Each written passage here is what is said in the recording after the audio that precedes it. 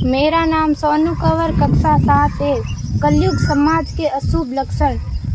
कुटुंब कम हुआ, संबंध कम हुआ, प्रेम कम हुआ, मर्यादा कम हुई, लाज लज्जा कम हुई, विनम्रता कम हुई, समर्पण कम हुए, पुस्तक वाचन कम हुआ, खान पान की शुद्धता कम हुई, बाल कम हुए, कपड़े कम हुए, नींद कम हुई, घी मक्खन कम हुआ, पीतल तांबे के बर्तन कम हुए, भाई भाई का प्रेम कम हुआ, सत्य कम हुआ, अतिथि कम हुए, धैर्य कम हुआ, श्रद्धा और विश्वास कम हुआ, बड़ों का सम्मान कम हुआ और भी बहुत कुछ कम हुआ, जिससे जीवन सहज था, सरल था। संतान को दोष न दे। बालक या बालिका को इंग्लिश मीडियम में पढ़ाया, अंग्रेजी बोलना सिखाया, बर्थडे और मैरिज एनिवर्सरी जैसे जीवन के शुभ प्रसंगों को अंग्रेजी कल्चर्स के अनुसार जीना ही श्रेष्ठ माना।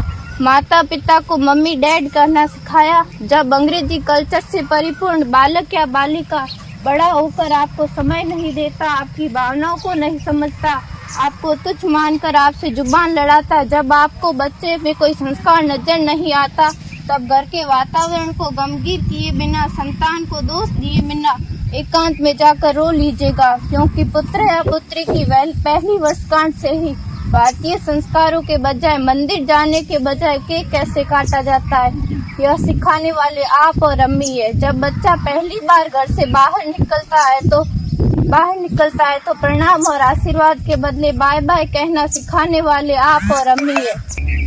हम परीक्षा देने जाते समय इष्ट देव बड़ों के पैर छूने के बदले बेस्ट ऑफ लक कहकर परीक्षा भवन तक छोड़ने वाले आप और अम्मी है। बालक या बालिका के सफल होने पर घर में परिवार के साथ बैठकर खुशियां मनाने के बदले होटल में पार्टी मनाने की प्रथा को बढ़ावा देने वाले आप और अम्मी हैं। बालक या बालिका के विवाह के पश्चात कुल देवता देव दर्शन भेजने से पहले हनीमून के लिए फॉरेन टूरिस्ट स्पॉट भेजने की तैयारी करने वाले आप और अम्मी हैं। ऐसी कई ढेर सारी अंग्रेजी कल्चर्स को हमने जाने अनजाने स्वीकार कर दिया है। अब तो बड़े बुजुर्गों के पैर छूने में भी शर्म आती है। गलती किसकी? मात्र आपके माता और पिता की। अंग्रेजी अंतर्राष्ट्रीय भाषा है, से काम काज हेतु सीखना है, अच्छी बात है, लेकिन इसकी संस्कृति को अपने जीवन में उतारने की तो कोई बाध्यता नहीं थी। अपनी समृद्ध संस्कृति को त्याग कर नैतिक मूल्यों, मानवीय संवेदनाओं से रहित अन्य सभ्यताओं की जीवन शैली अपना कर हमने क्या पाया?